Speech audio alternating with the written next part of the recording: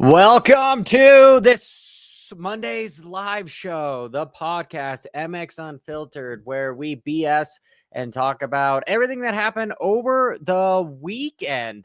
So I've got my co-host, Coach Rob. What's up, Coach? Hey, good morning, guys. Thank you so much for joining. And Johnny, you got to be exhausted, man, between you jet setting all over the track, both before, during, and after. You've got to be pretty tired right now. Yeah. I got like 3 hours of sleep yesterday and got on a plane early because I want to see my daughter and my wife. And yeah. No, so I honestly, those media guys and everyone that follows the series, I'm just like, honestly, I don't think they pay you guys enough to do all this stuff. But a lot of them hang out a couple days afterwards, and which is smart. I pretty much just get on the first flight I can, so I don't really sleep, because after the press conference, it's like 10:30, and then it's all of a sudden like 11:30, and then if you're getting on a plane at 4, then gosh, you got to be at the airport at like 2, something like that. Yeah, That's crazy that you've got flights leaving at 4 in the morning. That's an early wake up call for sure. nah, they're more like 5 or anything. Close enough for government work, though. Oh, hey, look, there is a private chat there. All right, well, I have one of the privateers. We've got Kevin Morans. What's up, dude? How's it going, my man? I didn't know we had Coach Rob and we had other people on this situation. My bad. Good morning, brother. Live show. You said breakfast was more important to eat. I hear you. I didn't know it was like live before we got on. Well, that's why we have the pre-show. If you were 15 minutes early, I could have ran you down with everything, but I wasn't gonna start much later. But fair enough. Speaking of food, I understand. This SOB, I came to his pits and I was trying to give him a hard time, and he rewarded me with feeding me sushi. And so, but I appreciate you, dude, for helping me out with that. But I guess now that I've got you on just a little bit, you were there. Can you talk a little bit about the whoops in the sand? Because those were two incredibly difficult sections. Yeah. So, I mean, the whoops, I don't think honestly were that bad. Like, yes, they got chewed up, but they were not like oversized in any sense. Like, they were not scary when it comes to, I guess, honestly, just the size and the steepness of them. They just got chewed up, so you had to be smart with it. And that's why you saw a lot of people start to jump, just because you didn't want what happened to Jordan Smith, obviously, was a risk when you're going through them. Like with the edges, the way they were breaking down, you kind of swap side to side. So that's why most people started going to jump situations. Sand-wise, I mean, obviously, that's what screwed me this weekend. So I'm partial on this situation because that's where I went down in the LCQ trying to make a pass. It is what it is. Like, it is tough. It's a tough situation. It can become pretty one-lined. That was pretty even when it came to you had pretty good options out of it. But obviously for me, I'm a good cat and mouse type player. Like, I'm good at setting up a pass, making a pass. It's a little bit frustrating when you go and you have sand at every single round because it can kind of stall you setting up a pass, because you can make up ground, and then if it's a single file situation or you go into the sand, it also just adds excitement because it's sand that you can go down. Like, that's exactly what happened to me. So like, I can see from a viewer standpoint that you may like it, but obviously as a racer, I like it's Supercross. Like, I understand sand at Daytona, sand in certain places, but we had sand pretty much every round. So it is what it is, but I'm not a huge fan of the sand. What I found interesting with the sand section is it was usually most of the sand so far in Supercross has been like landing off of a triple, or there's, after the whoops or something where you're going to be like accelerating into the sand. Here, you were decelerating, you were braking hard into the sand because you had that big straightaway. And so that's where I saw a lot of guys start messing up, is they're accelerating and then they're trying to still stay in the meat of the power, but still make the corner by not jumping over the sand. So I saw a lot of people tuck the front end, and yeah, no, that sand section looked incredibly difficult. And truthfully, I think it was one of the best parts of the track, just because after that sand section, when you're going back across the first turn, that ended up being very one line where guys were going basically inside and drifting wide, and then you were just double step over, triple into the corner. Like it didn't have as much passing to it. I was bummed to see them take out that change the lips a little bit after press day, and I'm sure Sexton is too. But I mean, did you ever think about hitting the quad at all? Well, when I saw it on video, I was like, oh, I gotta hit that tomorrow and I don't want to, kind of deal. Because I heard that there was several people that did it, not just Sexton. So if it would, and it being a Triple Crown, like it was like one of those things where you're thinking like, hey, if for somebody like me that kind of struggles in qualifying, obviously a good racer, but I was like, if I want to qualify straight through, like that's something I'm probably going to have to think about. So to be really honest, I mean, I was kind of stoked. It came out the next day. They shaved down the lip of the 3N, so I knew it was going to be a little bit more difficult. It was just going to be kind of, there's going to be a less of a percentage of our group doing it. So I was able to kind of focus on other parts of the track. And who I mean, Coach, maybe you know a little bit of the conspiracy here with this stuff. I know a lot of the times the changing of the track is for safety reasons, but sometimes I hear that some of the teams go advocate for their riders to get stuff changed. That's what happened at Hangtown with Jet with that triple down, which ended up taking him out, and I've heard multiple things about, I mean, it is racing. So if you can change the system, by all means do it. But I don't want to throw FUD out there. However, when I was there at press day, Deegan was having an incredibly difficult time trying to triple into that section. And so once I found out that they chopped it down, I was like, maybe was it the Star Yamaha guys, maybe Webb too, that were like, hey, let's take out the quad and let's shave that triple N down. I mean, your guys' thoughts. I'll let Coach take it. Well, the funny part is, historically, it's always been the other way around. The KTM group is the one that always gets the whoops cut down, gets them carved down just a little bit. So the idea that Sexton was sending the quad in the seems like the blue team got it adjusted a little bit. It just seems a little bit of a topsy-turvy, but we definitely know for a fact that it has happened in the past. Now, whether or not this is the case or not, maybe Kevin's got some insight from the pits himself. What'd you hear, Kev?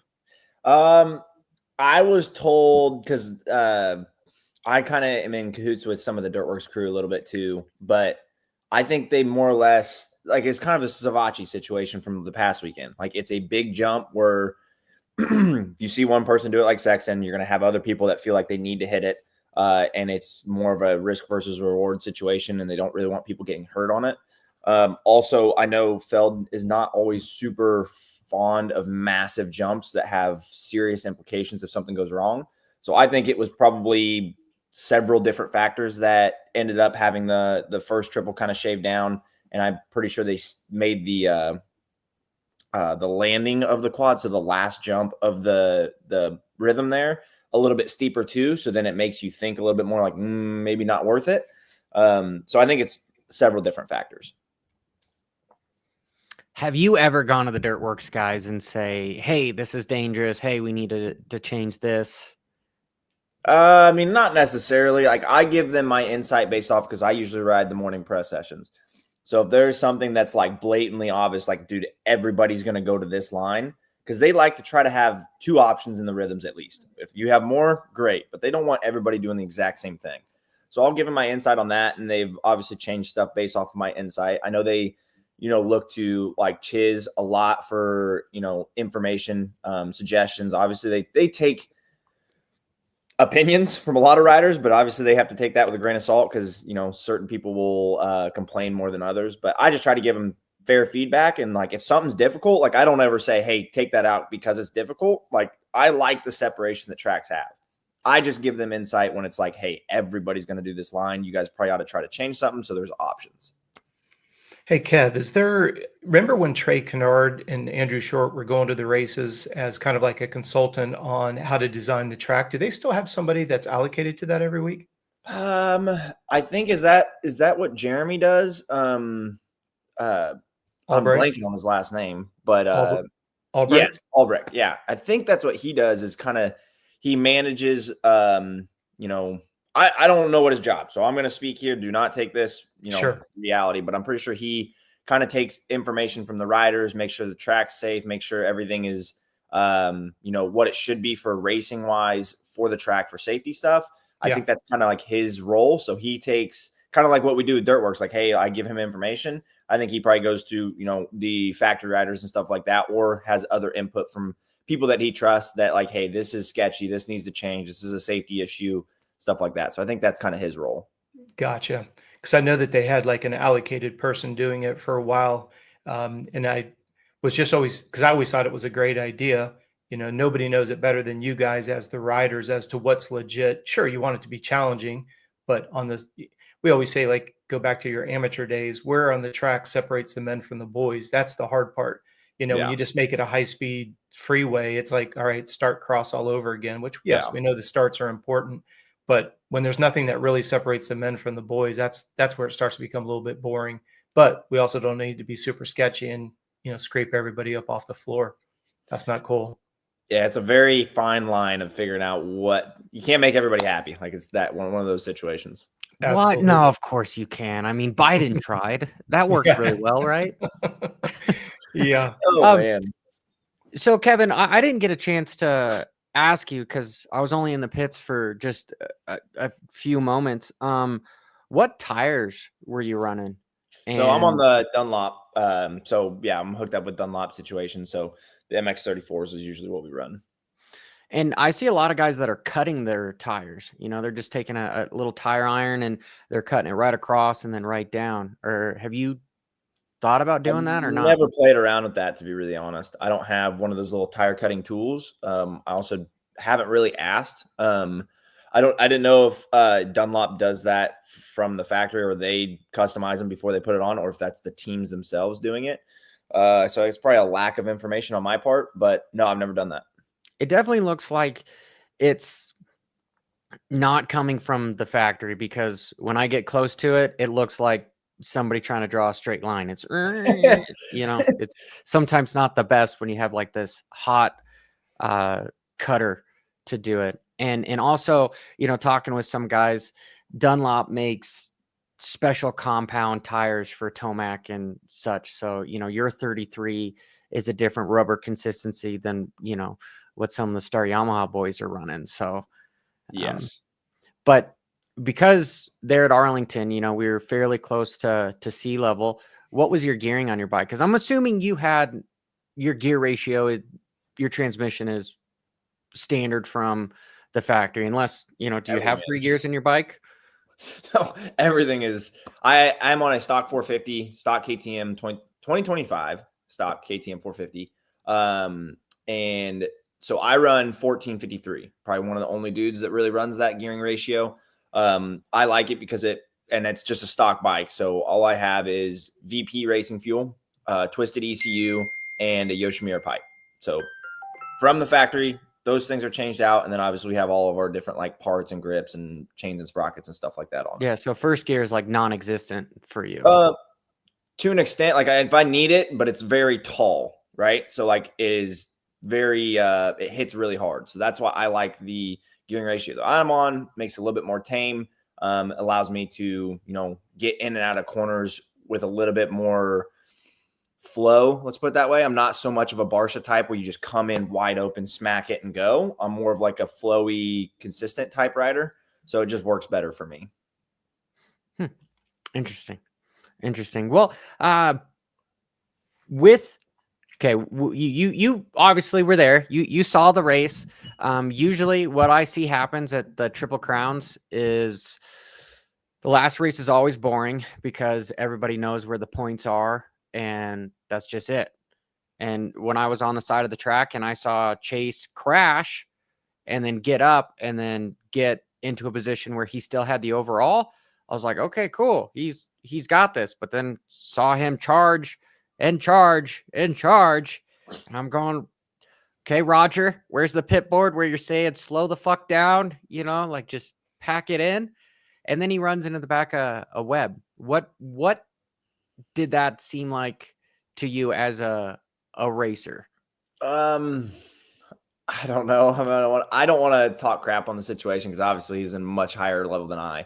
However, obviously, I'm sure he regretted that one at the end of it. I know that, Webb is very strong mentally. And I know Sexton wants to try to challenge that. Let's put it that way. So I think that was more of an ego situation of where he wanted to beat him to be like, hey, dude, like I'm here to beat you every round, even if I go down. Obviously, after that situation, I'm sure he would have taken it back, but I was dumbfounded by the situation too. So like, that's what I was like, did he not know like what his situation was? Did he think that he needed to get that win to win? But like, obviously, like he said, like he already knew that he had the win. So I don't know who's in his corner and what's going on, but I'm sure they're, being like, next time, dude, just take the W. Like you don't need to, your mind games are knowing that you're better. You don't have to prove that you're better. Just know that you're better and keep going forward. Coach, opinion? Yeah, I mean, I have to concur with Kev. You know what I mean? It's like win the war, win the battle. I mean, in that case, you had it in the bag. Even Sexton said that he knew it, but he just wanted to go for that win. Hindsight's always 20/20, and it's certainly easy to be an armchair quarterback on Monday morning.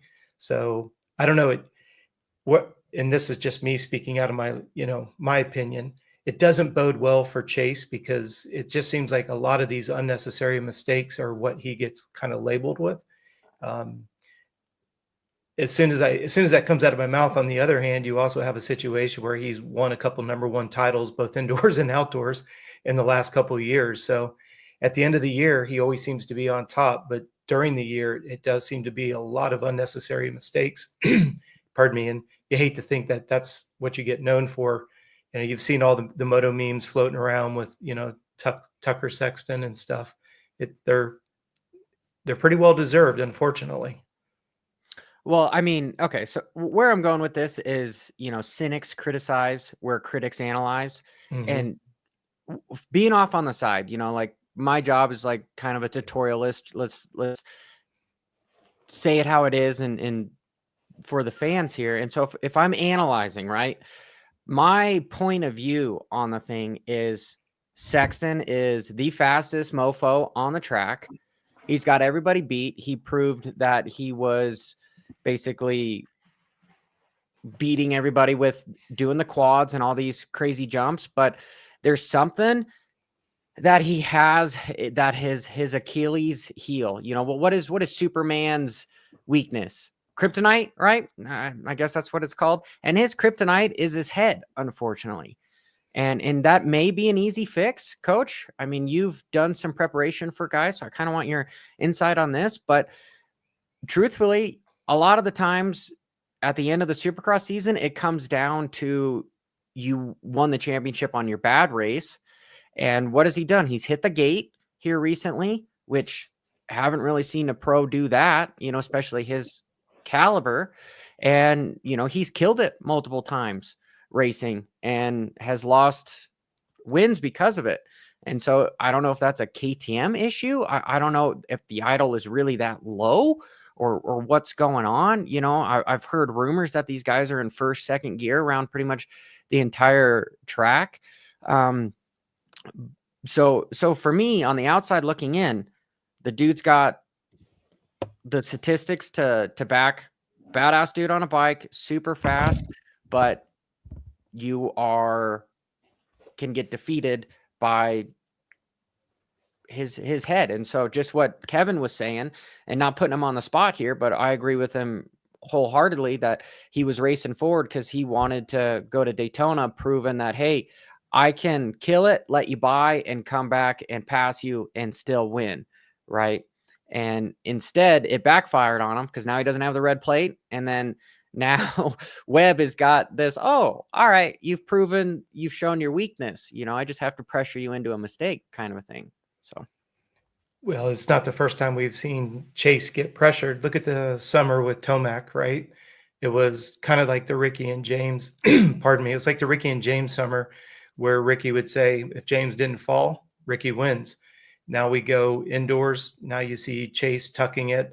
Yeah, he doesn't seem to do well when he gets put under a lot of pressure. And then as soon as we say that, he'll prove us all wrong and win by 30 seconds. It's just, you just unfortunately don't know what you're going to get with Chase. And I hate to say it, but that's been kind of his reputation the last 3 years. So hopefully we can see that turn around. I am very, very excited about Daytona, though. I think it's going to be not a reset, but I think it's going to be a leveling, and almost like I guess you could say it's a reset. I think it's going to be, this is when the second half of the year is going to really start to settle in. Bikes are all set up. Everybody knows what to expect. Now it's going to be who can bring their A game most consistently, for sure. Yeah, we're only 7 races in. And Kevin, you've stayed at my house a couple times before, and I know some of the things you do to get ready for a race. Do you have a mental coach? Because we know that riding a bike is incredibly mental, right? If you don't feel like you belong, you're not going to ride the best. Yeah, no, I mean, I don't have like a specific mental coach like that helps me with the mental side. I just have like a physical trainer that kind of helps me, and it's kind of in my corner on that situation as well. Obviously, with all the hats that I wear and all the things that I do with my program, like I don't have like I've got a lot of stuff on my plate. Let's put it that way. And I know it kind of helps me in a sense because like I work so hard to get to where I'm at that, it gives me a lot of confidence knowing like I'm probably one of the hardest working people on, at least when, I don't want to say out of the factory dudes and whatnot, but like whenever I'm lining up on LCQs, I was like, nobody deserves this as much as I do when it comes to the things that I've done to try to make my program work, to fund it, to get there, and how much time I've put in. Obviously I don't have as much time off the bike and training off the bike and on the bike training as much as I do, the emails, all the logistics side of things behind the scenes. So no, I don't really have like a mental coach. Obviously just can't really afford the situation as well. So I'm pretty mentally strong, especially going into those LCQ type situations. So I need to transfer into more of the heat races. But yeah, we don't have anything on that front. Hopefully, I feel pretty good on that front. And I kind of work in a particular way when it comes to positivity and stuff like that, when it comes to the mental side on race day. So I'm pretty much in my head and I'm in a good spot, I guess. Yeah, every time I see you at the races, your shoulders are always up. You're always, like the Conor McGregor kind of walk. So what you're saying is there's a job opening to be Chase's mental coach there. Make extra money on the side. Something, dude, something. But I don't know. Oh, so that's what I was going to ask. Did he ever come out and say that he tried timing the gate, or what did he say about that? Truthfully, I don't know. It just seems very apparent that he was trying to time the gate, because why would you drop the clutch and hammer down if you didn't think that the gate was going to drop right then? Nobody wants to hit the gate. I mean, if you smash through it or if you barely wheelie over it, you could get your ankles tied in between the gate and your foot pegs, which wouldn't be good. Like it's more risky than it is rewarding on stuff. So, and honestly, Kev, dude, that to me kind of seems some sort of a weakness as well, to where you're feeling like, in order for me to beat these guys, I'm going to count the gate and I have to get the best start, as opposed to you have guys like Deegan and Tomac, that, hey, if I get a bad start, I'm just going to rip through the pack. And what's so ironic about the whole thing is he came from last to third after that happening. So he's proven that he doesn't need to get a good start to win, right? So again, why does he put so much pressure on himself to do that? So Coach, you're big on mental, and truthfully, like there's, can you see it here? 1 second. I've got hundreds of books behind me that are on mental attitude here. And truthfully, I think that is something that I think a lot of riders should be reading, is more books written by some of the greats that have been there and done that, because experience is best when it's not your own. But let me segue it to you, Coach. Well, I'm very fortunate. We work with Denise Hatch with Power of the Mind on the mental side with all of our riders. And I do believe it has, when you look at the mental development side, there's a process and a system, just like Kev's got with his physical, right? There's a process, there's a right and a wrong way to approach it. And the biggest thing that you have to do is be confident in what you're doing and have clarity as to why you're doing it. Johnny, I don't mean to change the subject, but I thought you did a phenomenal job in the press conference when you asked Deegan, hey, why did you change from Christian Craig's program back over to Swanee? Because, you know, for the majority of the day, most everybody was talking about the idea that Deegan just dropped Craig, right? So it makes it look like Craig did something wrong. It's kind of like when Sexton left James. Nobody really got the full story. It's just like, hey, we didn't work out. And I was glad that you brought it up because I just find it very interesting being in the human performance side of things. When I create structure for an athlete and you see significant improvement, then the program is the best thing in the world. And then when the results start to fall off because of maybe mistiming the gait, going down unexpectedly, not being comfortable with the bike, then it becomes, well, who's the guy that you could chop off at the knees the quickest? It's going to be your human performance coach. Oh, our intensity is not up. This isn't right. Which is interesting because it's worked great for a long period of time. But now if we're looking for an explanation as to why the results are less than ideal, well, it's got to be the performance program right off the bat. And I just thought you did a great job. I thought it was cool that, you know, Deegs gave a nice politically correct statement that, you know, Craig's still in the compound, but he's just not my go-to guy. I wanted to go back and train with the group. Now, I've had people hit me up and say, do you think there's any credibility to it? I don't know. I wasn't there. How much did Deegan train by himself versus, you know, how much did he train by himself for the first 3 to 4 rounds versus in the last week he went back? He said he was training by himself and he went back to the group. Correlation, causation, who knows? But I thought you did a great job because that was, to me, the elephant in the room.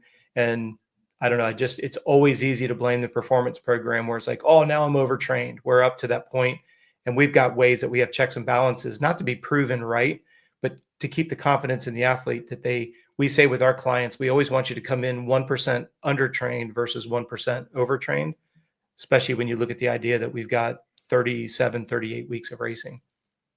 Yeah, no, I got some pushback for talking about that, but truthfully, I wanted to know, and he's riding a lot better than and before. So did everybody else. That's why I was proud of you that you put it out there.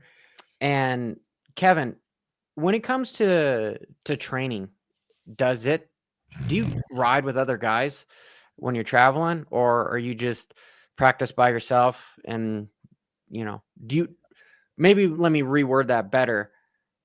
Could you and would you train with faster guys constantly in a racing atmosphere if you had the resources? And if you do, let me know. Yes, I would. So for me, nobody really knew about it, but I was hurt until middle of November to end of November before I could start riding again. And I went down to the Lawrence compound. So it was my first time ever having a preseason somewhere else than my house.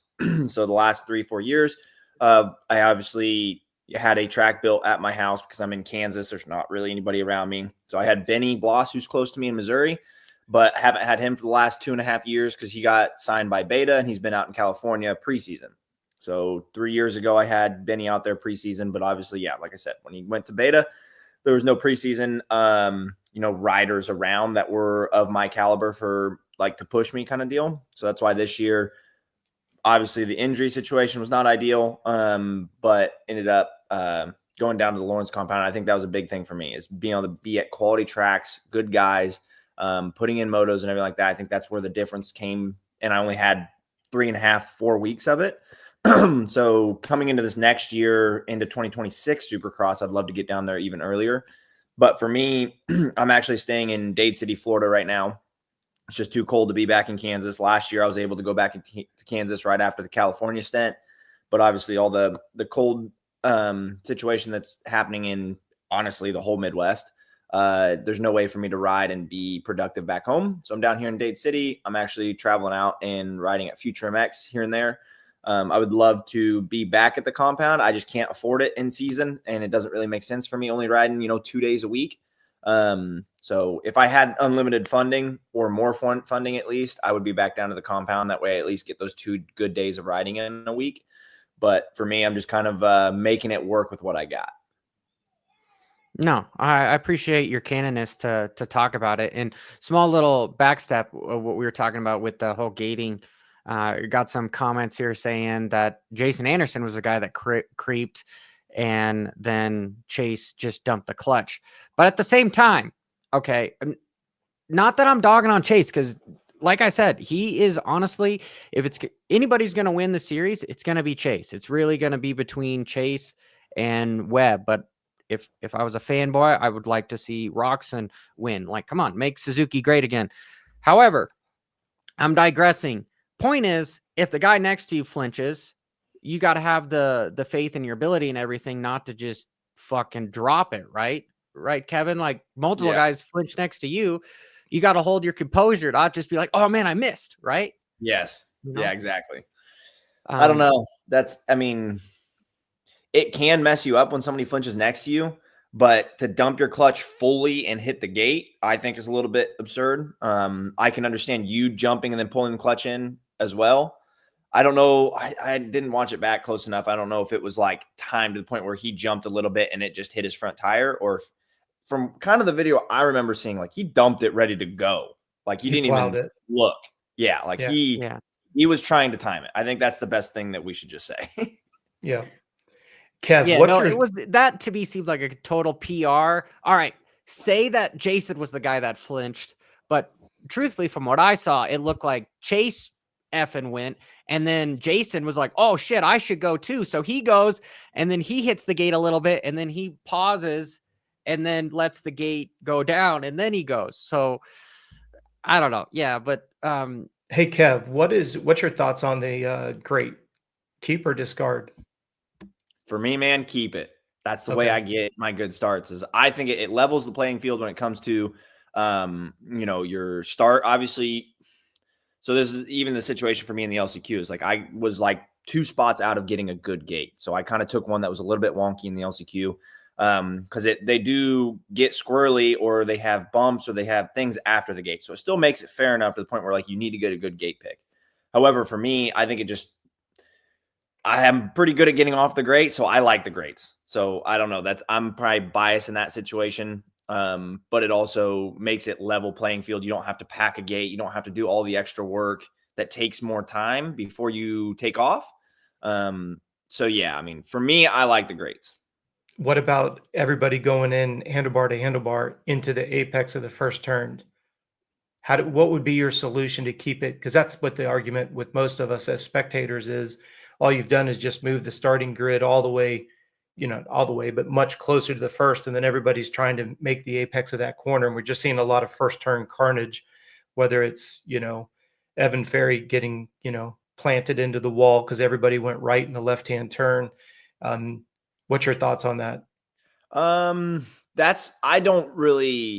don't like the 90-degree turns right into a rhythm. So that situation, I just think that's haywire, because if you're on the outside, you have no chance.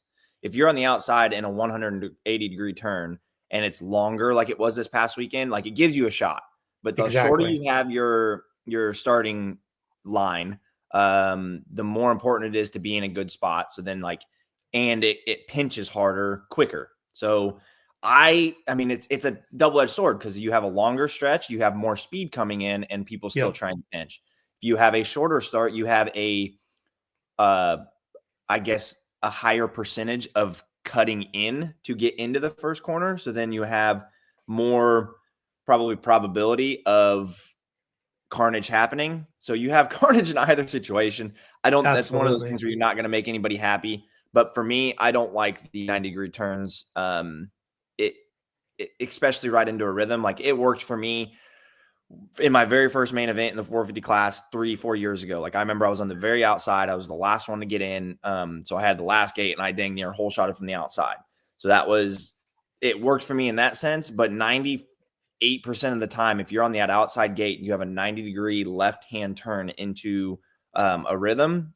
If you're not on that inside bunch, you're not getting it, because those guys will cut straight to the outside tough block. When you're turning left, they'll cut to the right side of the track and just take everybody's line away who's on the outside of them. That's the goal with that situation. So I think for me, that needs to be at least, I personally too, I don't like the hard direct 180-degree turns. So like, where was it? Tampa, that we had, that you were going straight down and you turned real hard on a flat corner.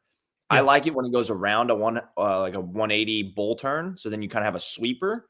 I think that's the safest situation because it allows somebody to come in from the outside and shoot in if you have a chance. So you don't have a direct 180-degree turn.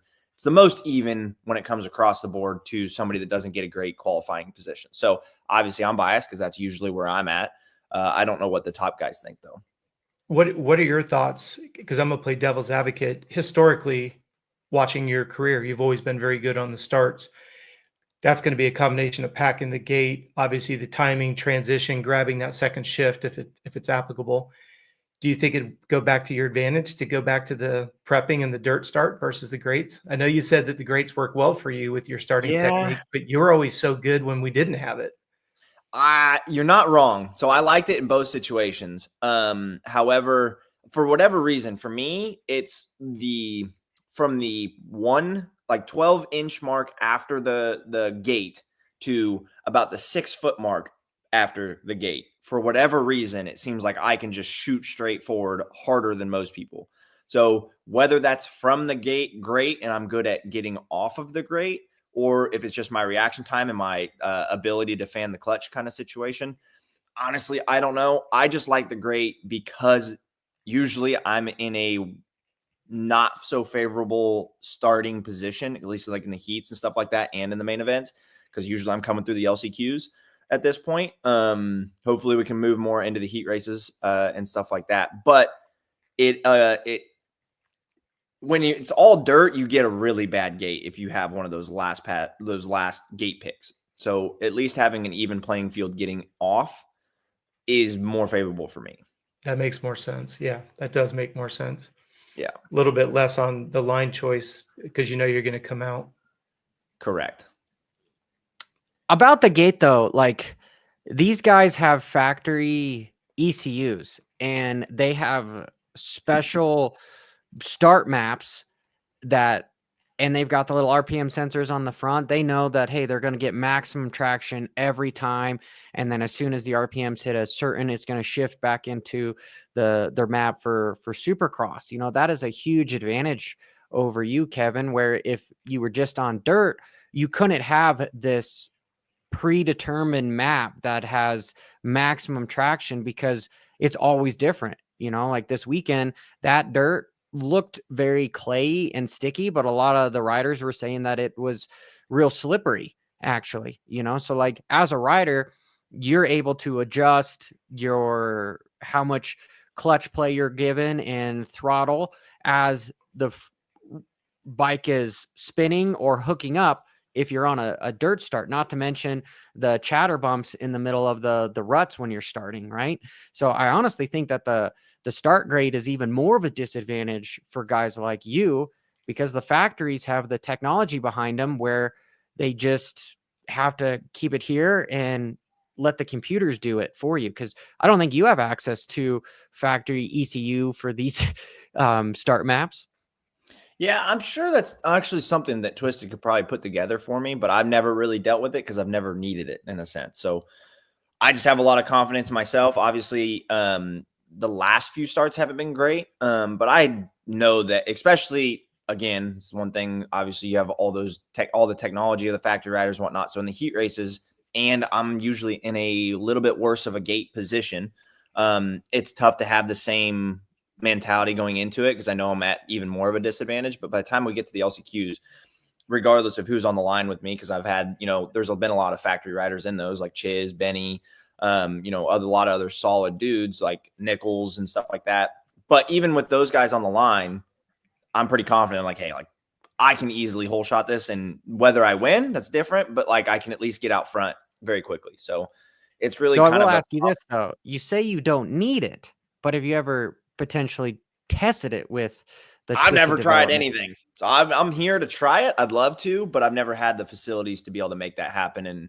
And without me having to fly Jamie out and figure all that stuff out. Like that's something I could have probably done earlier in California when I was out there, but I have not the greatest means to make that happen in season. Like, because if we look at MotoGP, they are the precipice of motorcycle racing, right? and their rules are changing where the leveling systems with the front and the back are going away because they think it's taking away from the finesse of the rider's ability, right? Because those bikes literally squat down to be a quarter of an inch off the ground, and those suckers just go, right? So I could see, I don't know. Hey, Johnny, you showed a great video of Webb smoking the tire to warm it up. How many other guys did that? Kev, do you smoke your No. wheel on the grate? I don't ever really do that. I'll do it if it's at all muddy. Like if you go on the sight lap and it's all muddy or anything like that. But no, usually I don't mess with that going into the main events. Johnny, how many other guys did you see do it outside of Webb? Gosh, I think I saw 2 other guys, and truthfully, they didn't do it to the fact to like heat the tire up this time. I think Webb really only did it to brush off that Any dirt. Mhm. Is what I think, because Yeah. it was just literally just a whoop, and Yeah. then he's done. Usually when you see guys trying to get that rubber hot to do it, it's probably because the temperatures are super cold in the stadium. On Saturday, Kev, it was fairly warm in the stadium. It was 50 degrees in the stadium, so I don't think it would have been too much of an advantage for that. But walking around the pits, I also did see a lot of the bikes have heaters over them. They had big old heaters on their forks, and Ken Roxon actually had the stomach heaters, when you have like the stomach flu or something wrapped around his forks, which I thought was pretty interesting. And I didn't get the stuff because I'm technically challenged, and my GoPro footage didn't get any of my interviews with the riders. But talking with Cole Davies, he said that they at Ricky Carmichael's facility, they had that replica track for Arlington. So they've been practicing that track for the last couple weeks. And I thought that was like a pretty big advantage, minus, the dirt being different, but you've been practicing that dang track. Distinct advantage for sure. And, it makes you wonder how many of the other full-time facilities do the same thing. You've got these track builders where like literally, let's say you have 3, like when I was working with Dunge at Carmichael's goat farm, we had 2 supercross tracks. So you think about it, I don't know, Kev, how many supercross tracks does Jet and Hunter have down there at the compound? 2. So, it's like if you had those resources where you could literally be swapping those out. So during the week, you'd be training the design that's coming up, give or take, 10% of the layout. Of course, that would be a huge advantage.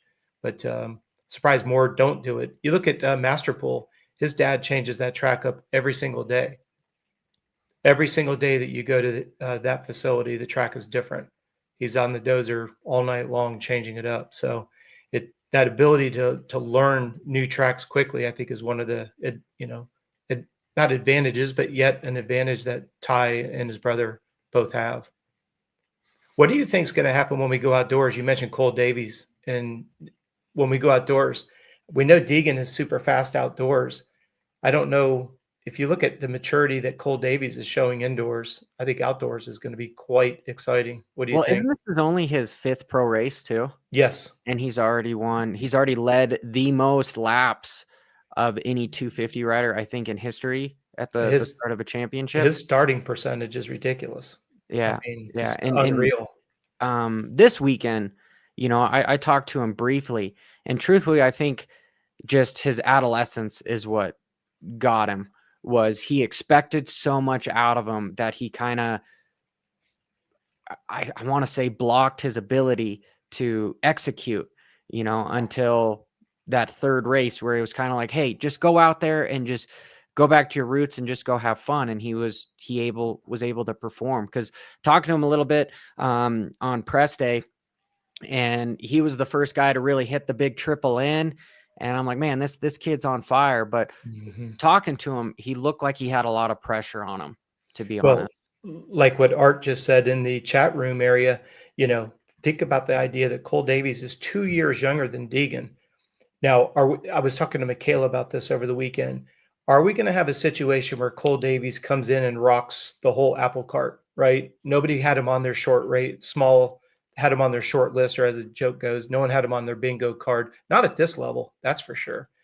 Well, now all of a sudden you go the other direction. Will Cole Davies have the type of career where if it wasn't for Hayden Deegan, he would have X amount of championships? We won't know. I mean, time will tell. It kind of reminds me of Tim Ferry finishing second to Ricky Carmichael for so many years. You know, you could go through your whole career saying, well, if it wasn't for this one rider, I would be a multi-time champion. A lot of people are saying that about Jet in the 450 class, accomplishing so much at such a young age. Well, now you have somebody like a Cole Davies, who 2 years younger, and Art, thank you for that stat, you know, being 2 years younger and accomplishing this much in 5 races and getting used to the pressure and all that, that's just baptism through submersion. But I just think Cole Davies is going to be somebody that I believe is going to end up becoming the heir apparent out of that Star Yamaha program. And I think, not to be redundant, I don't think he was on anybody's bingo list at this early in the season and this early in his career. We forget how young he really is. And how many people do you know would wear a sombrero in a pre-race interview? That was pretty impressive. And I like how he gave credit to exactly, Reese. Exactly, you know, how many people, he's like, yeah, this one of the spectators gave me this hat, so I thought I'd wear it. That just shows you how relaxed he is at some level. But he said one of the spectators gave him that hat. Yeah, somebody gave him that It had hat. a monster symbol on it. You're gonna tell me some random fan had that? That's what I was wondering, if they didn't stitch one on after they gave it to it. Because I said that to Michaela. I go, it had a monster on it, but he said a fan gave it to him. But you know, prompts to Davey for making that become a monster sombrero. So here we are talking about it on Monday. But you know, how many Americans do you know would wear that without feeling like a goofball? I mean, here's Cole. He's just 17, doesn't care, fun, vivacious.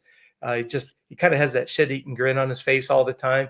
And then when he goes away and he gives the old hang 10, you know, Malahok, I think it's cool. I said that wrong. Sorry for the Hawaiian fans. Well, I truthfully think that's probably one of the reasons why Deegan has changed up his program too. He's had to.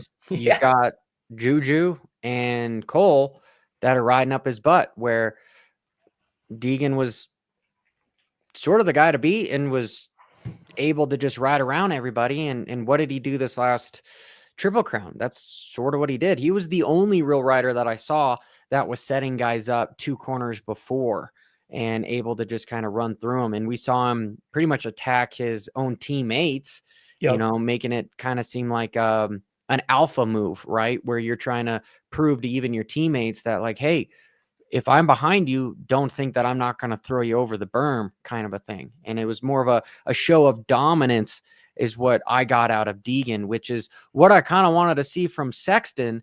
And I didn't really see that from Sexton in that, again, that last moto. I know, you know, the poor SOB, because he's should have won 2 more races this year out of 7, and it just hasn't been in his card. But it seems like it's an easy fix if he can just fix his mindset here. I don't know. Do you guys agree? If he detunes it a little bit, like you said, Johnny, he hit the gate and came all the way back to 3rd. It's pretty hard to argue that the speed is not there. It's just he has to get out of his own way and quit making his own mistakes. Hey, Johnny, I want to throw something out there that Art threw out in the chat room, because you got a lot of engagement here today. The idea that Deegan, Brian, the dad, would get Cole kind of pushed out of the Star Yamaha program. There's a lot of truth to that, but you got to remember Deegan's not going to be in the 250 class much longer. I'm thinking that he probably won't be in the 250 class next year based on some things I'm hearing behind. So if he ends up going to the 450, then obviously Cole becomes, you know, the number 1 guy on that 250 program. But Johnny, you made a comment here that I think it's worth noting. If Deegan, 2 or 3 rounds he got beat, and if he could turn it around that aggressively with whatever adjustments he made, maybe he's not partying as much as he was doing, maybe he got a little bit lax in his program, whatever it may be. What does that, you stop and think about what the future looks like. If he could correct it that fast, what's the next 4 years going to look like with Deegan? Because that was such a huge turnaround compared to what we saw in the first 3-4 rounds. It was a huge statement. He came through the pack, which we've not seen him do much of in Supercross so far. He was riding Supercross the way he was riding outdoors. Like, didn't matter where he started, he was coming through. Yeah, no, that's maybe Deegan should be the mental coach for Sexton, and that's not supposed to be a dig. It's No, just not at all. it's just saying if you're taking, because if you could pick the perfect rider, it probably would be an intertwine of those guys. And that's why I think Webb is going to be so hard to beat, is because even on the podium, he said that I'm not the fastest guy, nor do I really try to be the fastest guy. I don't qualify the fastest, but I'm here all 17 rounds. And I think that was a big, big statement that he made. And Webb, he likes kind of not being in the conversation and being able to pass Kenny 1/10 of a second before the finish line, kind of a deal. And Kev, I want your honest opinion on who you think is going to win the 450s. I mean, it's pretty hard to bet against Webb at this point, to be really honest. I think Sexton obviously has more speed, but he's more prone to the small little mistakes and whatnot that ended up costing him.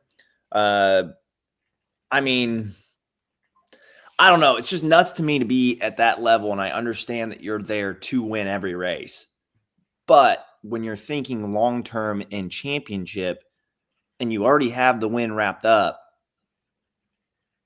why take the risk? Like, I don't know. I'm trying to wrap my head around that. Like, even for me, like being in an like way smaller, like I am not comparing myself to him at all. But like when you're in an LCQ type situation and you have fourth or, you're in the transfer spots, like there's no reason technically.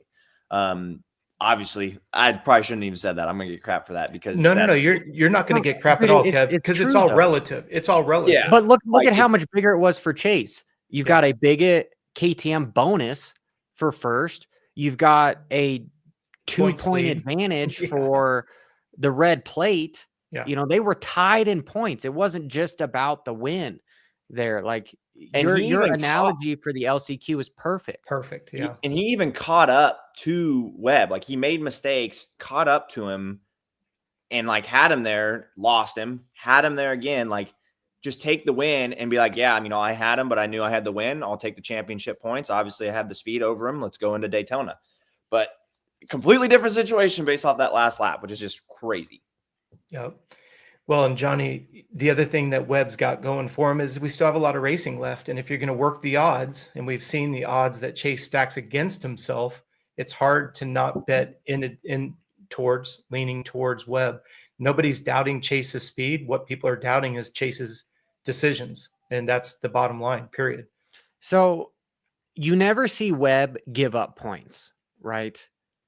And Chase has a better, I would say, statistics towards catching up points, but he also has a higher probability of giving up even more points, right? So that's his problem. So if you were to look on just paper, right, and just see how things are going on, it's obvious that, hey, this is your weakness. And so, he's a master at speed and everything, but he needs to diversify a little bit into working on his weakness, right? Like, Kevin, when you go to the practice track and you go, hey, I'm slow in the whoops. What do? Do you just go practice corners all day, or do you go practice whoops? Yeah, you work on your weaknesses. And that's like one thing, that I am hopefully going to be working on this week is obviously I struggle in qualifying. So I need to work on those sprint laps, Well, another thing that's big too is like sprint laps at the beginning of motos. So like you come out and you do all of qualifying. There's a great example is Detroit, and the whoops and everything were difficult all day. Well, then you come out and the track is different. Like the whoops one were way easier, which thank goodness. But you've never ridden that track. You've never ridden those whoops until you go out in the first lap of the heat race, and you have to send it because everybody's sending it. Everybody's so close. But I have more of a mental restriction. I don't know how to really say it, because you don't know like what's going to happen. You don't know how this jump's going to toss. You don't know what they've changed Dirtworks wise. And it kind of puts me in a lull for two laps while I kind of figure out the differences that they made. And then I start charging at that point in the 450 class. It's too late. So one thing I really need to work on is just, speed, intensity right off the rip. So yeah, I don't know, dude. It's a lot to take in, but you need to work on the stuff that you're not great at. Yeah. Yeah. So to me, it sounds like you need to work on, or you're going to work on getting out of your comfort zone a little bit, riding that small Correct. little ragged edge briefly, right? So Yeah. that you get those couple deals. Because watching qualifying for me, these guys, they were constantly just looking at the leaderboards. They were seeing whoever was at the top, they then just kind of rolled around the track. If they were the fastest qualifier, they just started rolling around the track. But then if somebody beat them, then they're like, okay, I'm going to do another hot lap, but it was like they were only going to risk so much. And you see some other guys that it's like watching the futures. Whenever I watch the futures guys go qualify, it is just right over your head all 8 minutes of the entire qualifying session. So there's like literally no strategy behind it. But the top pros, there's a strategy behind it that they're only going to risk it for that one lap. Right. And dude, that's where I absolutely do not envy you, because those heaters are scary. Yeah, Well, Jess, Kev, correct me if I'm wrong, but this is where training like at the compound is a win-win, because you've got the tracks that are built, just slightly bigger than spec for obvious reasons, make it harder.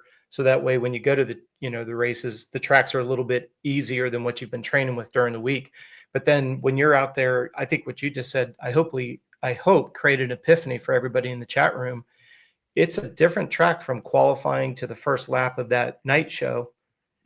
Everybody who's listening, imagine, you dialed the track in for 2 6-8 minute sessions, but you're still coming out to a completely different track for the night show. Moisture's different. It's been groomed, maybe a little bit smooth. Like you said, you hit a jump, you're not quite sure how it's going to send you. For the the mere mortal, like the rest of us that aren't anywhere near your speed, that's frightening as heck to think that you have to just go full send mode in the first lap and just hope that the way you anticipate it's going to hit, it hits. Where like with the factory guys in these facilities, they can keep the tracks, they can maintain them, then they can go ahead and groom them and make it emulate. All right, we just went through time, we went through qualified timing. Now we're going to smooth everything out. Now go lay down some 2 lappers on a completely prepped track. Not everybody has, less than 1% of the people have that luxury.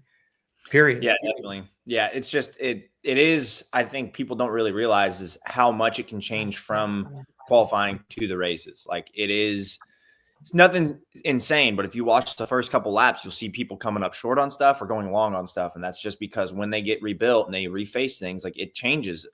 Very minimal, but that changes the lift that you get off of something. How sketchy are the whoops? Are they, obviously we just went through qualifying, they were super cupped. Did they just rebuild them? Like, so another great example is Tampa, when Pierce went down, right? In the heat race or something like that. Those right side of those whoops were very cupped out and very steep, and they had just drugged, like you try to rebuild them, but they only have so much time. And to properly rebuild whoops, you pretty much got to tear them down and rebuild them. So they were really hard concrete with dirt piled over top of it. So it was really loose and the cups were still there on that side. Like I remember that in the heat. So on the right side, like it wasn't good. Like that's why you see most people going middle or left in those. There's a lot of risks when it comes to coming out for the heat race and just sending it, because you don't know. You haven't ridden the track. The track's different. They try to rebuild it. It's usually really good, but it's not always. So it's a very risky situation.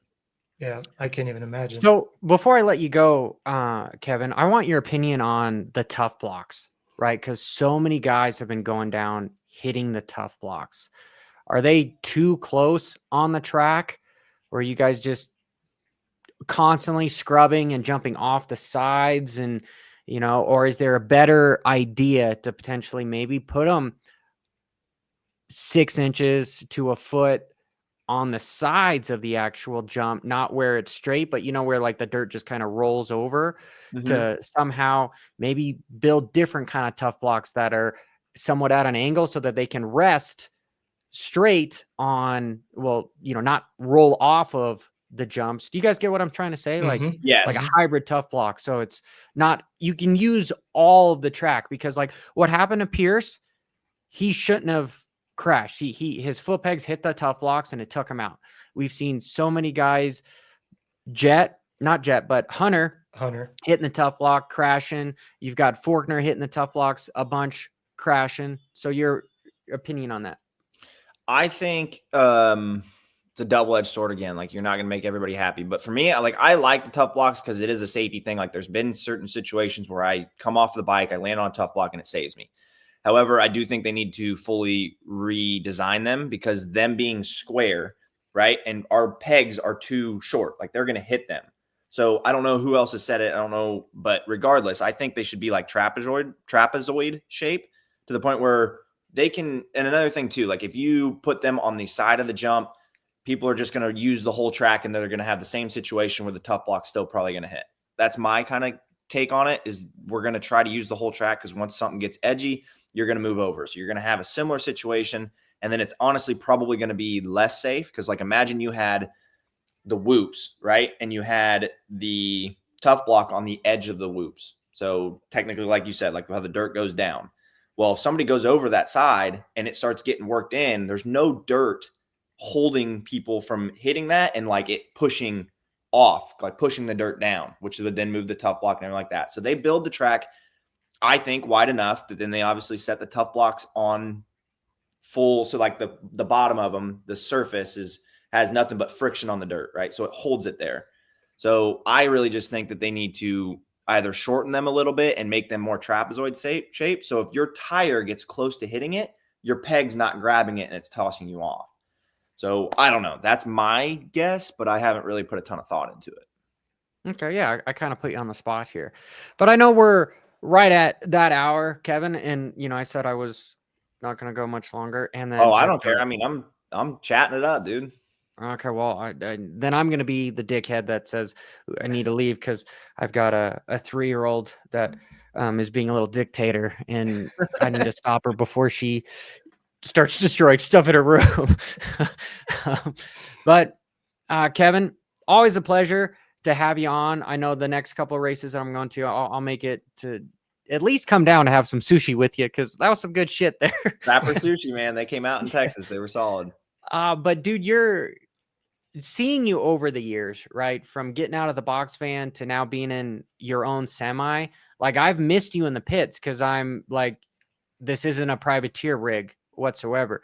You have a very clean setup. And so your business savvy is just as good as it is as you riding a dirt bike, which is incredibly impressive to see that you're leveling up your program, dude. So I'm incredibly impressed with you. And is there anybody you want to thank or anything that you're doing here soon that my audience could help you with or anything of that nature?